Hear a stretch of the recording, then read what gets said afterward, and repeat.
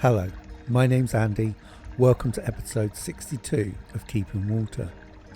In this week's episode, I'm going to take a look at the carp and their favourite activity, eating. This is a shorter and less involved version of my planned feeding review that's now bumped to 2022. Why? I'll answer later.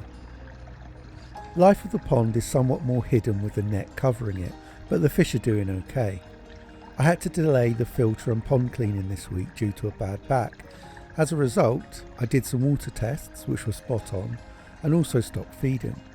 I'd be interested to know how other people manage health problems getting in the way of pond maintenance. Getting a drum filter would really help, but that's unlikely, so I'm still going to be stuck with my current labour-intensive system, and working out some contingencies for when I can't get it done would be useful. Another week closer to the new fish day, although I'll try not to mention it every week. Maybe. If you'd like to see them when they do get here, and you're not already, please click on the subscribe button. I've been taking a look at the pond and trying to work out ways of breaking up the margins a bit, as aside from the wall, it's all plants. I'm trying to think of something like rocks or tree trunks, really anything not green and reedy. However, I still need to be able to make it harder for herons to get to the pond and not give them anything to stand on if they do, as well as look good, obviously. Any suggestions gratefully received. Right, housekeeping done, time to start the video and look at the carp and food. This year I've not been able to complete the feeding plans I'd hoped to, and consequently the filming and videos I would have made. This, as you'll know, was because the carp were poorly for most of the summer, and I'd mostly fed quite cautiously as a result. I have begun to address the carp's nervousness when I'm near the pond, however, not to get them hand feeding, but just happier to feed when I'm nearby, which is not only nicer in terms of appreciating the hobby, but also allows me to keep an eye on them. It's gone quite well, although their finely honed instinct to fear anything stood by the edge of the pond means they will still spook if I do anything that seems risky to them, like move. I've documented this project's progress a little, especially in some of my clip videos. The best explanation of the process I've been following is in long clip 4, an abridged version of which follows now.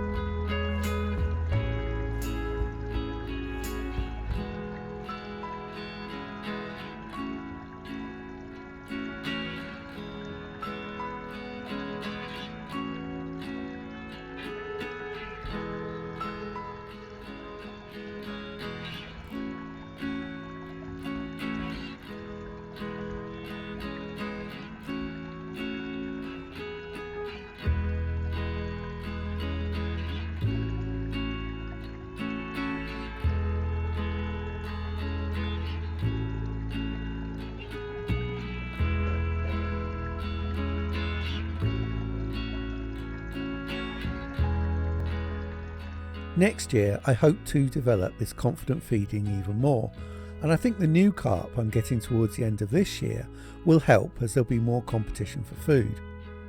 As I said in episode 59 about my plans for the future, I also plan to be really structured in feeding next year, measuring and increasing amounts while monitoring water quality. I also want to film them when presented with a broader range of food, seeing how they respond and behave and what encourages feeding the most. I had planned to do that this year, but as I said, cautious feeding during their ill health and treatments meant I put it off until 2022. However, filming them while building their confidence did show some different behaviour than I'd observed in 2020. Way back in episode 6, which incidentally is still my favourite episode, even if it was a little ropey and my editing was rubbish. Anyway, the episode was focused on feeding, what I fed the fish, how they behaved when eating, and the different ways they fed. For instance, the rudd followed the carp when they ate bloodworm cubes, as they knew the carp would lose most of them. What I also observed during the hours of footage was a difference in apparent appetite between the mirror and common carp. As you'll see in the current clips, I threw in 2 lots, between 20 to 25 large 11mm pellets, and the common ate a grand total of 1 of them, with the mirror eating all the rest. This difference was quite noticeable with the larger pellets, the common rarely if ever taking in more than 1, whereas I've seen the mirror carp eating about 6 in one go. I wasn't sure if this was entirely just appetite, as I was mainly feeding the larger pellets in 2020, and maybe the common just didn't like them. Anyway, I'll show you this whole clip because I still find it interesting, and you may be new to the channel, but as it's over 6 minutes, I'll speed up some of it.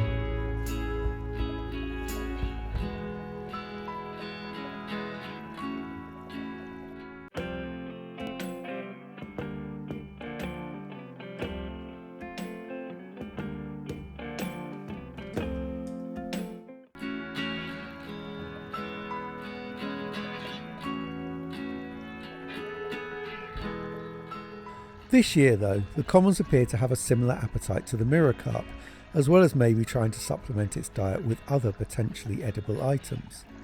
But there's a key difference between this year and last, which is the pellets I was feeding them. As I've just said, in 2020 I mainly fed the larger 11mm pellets. These are useful when the fish are nervous, as they can get more nutrition for less time at the surface.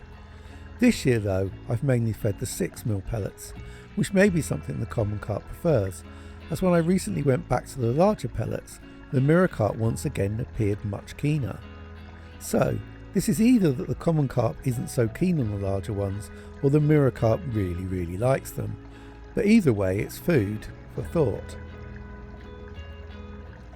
Next year, size of food will be one of the aspects I'll be looking at, as well as colour, obviously flavour, shape, etc.